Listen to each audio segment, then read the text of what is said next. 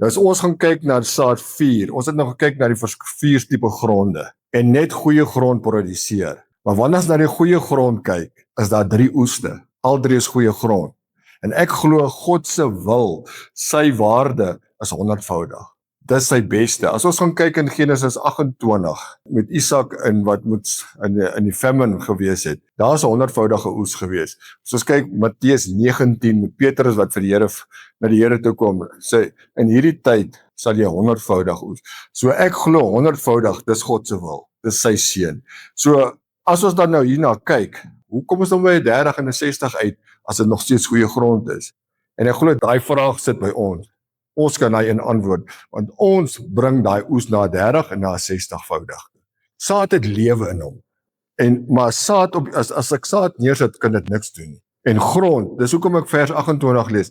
Die grond bring die oes voort. Dis nie die saad nie. Die saad is die woord, die grond is ons harte, maar die grond bring die oes voort. So die saad aktiveer die grond om 'n oes voort te bring. Die saad het potensiaal in hom. Saad het lewe in hom.